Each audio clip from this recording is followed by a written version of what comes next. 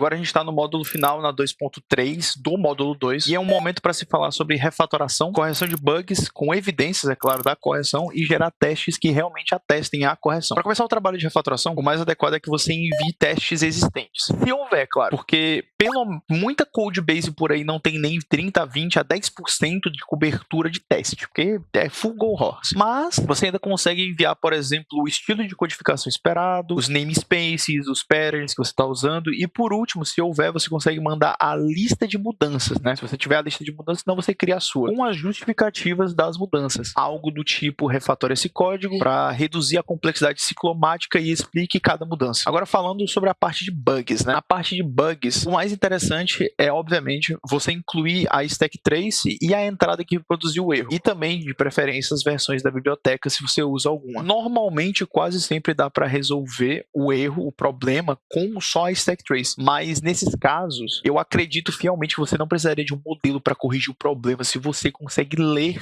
e achar a causa, né, dado o motivo. Mas ainda assim, sem esses dados, o modelo ele fica chutando a causa e muitas vezes ele consegue alucinar dependendo das quantidades de vezes que já foi pedido para ele fazer a mesma tarefa e nenhum resultado foi obtido. E por fim, dado igual ao que aconteceu no último módulo, para vocês pedirem testes, vocês só precisam dizer qual é o framework que vocês querem utilizar, como no vídeo passado JUnit, aqui o PyTest, e o que vocês precisam fazer simplesmente é qual é o cenário que vocês querem fazer a validação, né? Que são cenários felizes, cenários de erros, os edge cases, e vocês também podem pedir os mocks e as injeções se necessárias, tipo, como talvez rodar o teste localmente, caso você não saiba. Já que a gente está falando de teste unitário e de integração também, que ele consegue fazer bem tranquilamente, eles são ambos muito simples e um modelo consegue resolver. Então ele pode te explicar o passo a passo de boas. Eu vou demonstrar bem rápido aqui o que eu quero dizer com isso.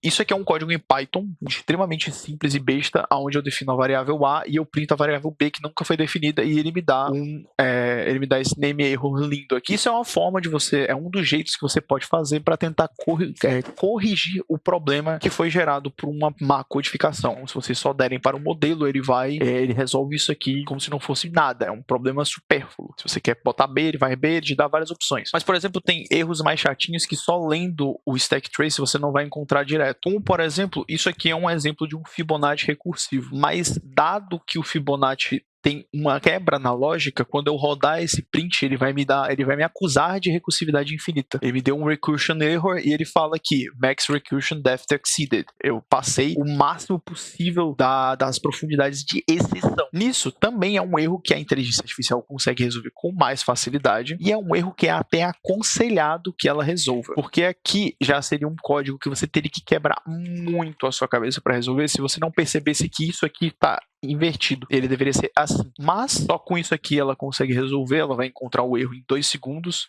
Ela já achou, ela fez pior até porque ela gerou código, mas tudo bem, não importa, é irrelevante. A correção todo mundo já sabe qual é, a correção que a IA consegue fazer seria só isso, pronto, compilou o código, uma beleza. Como eu disse, eu só peguei uma função curta do problema, ele me deu a correção, eu posso pedir uma refatoração desse código corrigido, eu vou pedir a refatoração e que ele utilize do PyTest para testar a funcionalidade para garantir que o problema que se gerou naquela hora não se gere de novo. Então a gente utiliza das nossas marcações, diz qual é a linguagem, cola o que a gente está precisando, né? Qual é o método a ser resolvido, e por fim é só esperar o modelo rodar. Ele vai me dar exatamente os testes no PyTest e ele vai refatorar para diminuir, eu vou ainda colocar a lógica, diminuir o uso desnecessário de if e else. No caso de if aqui, porque não precisa. Ele piorou o código fazendo um dictionary e tudo bem, ele diminuiu os ifs de fato. Não há como mentir sobre isso. Mas ele consegue fazer com um PyTest tranquilo os casos de teste, os esperados de cada um, o que é bem mais prático. Então, se você rodar isso aqui, caso tenha o PyTest declarado, você vai conseguir facilmente solucionar esse problema, né? Solucionar esse teste unitário. Usei Python para ser um exemplo visual mais agradável. Agora eu deixo com vocês, né? Eu quero que vocês escolham uma função sua e enviem para o modelo com o objetivo de restrição, de critério de aceitação. Tipo, coloca uma refatoração, coloca 3 testes unitários, bota que tem que comprovar mesmo a correção. Então, se está dando problema, tem que botar esses testes unitários agora para consertar. Roda o negócio e vê se funcionou. Com isso, vocês já vão ter um workflow completo de código aberto, contextualização, refatorar e validar os testes. Então, a gente até consegue já ver no próximo módulo como fazer esse fluxo de trabalho se adequar ao fluxo de trabalho do mundo real. Então, eu vejo vocês lá e até depois.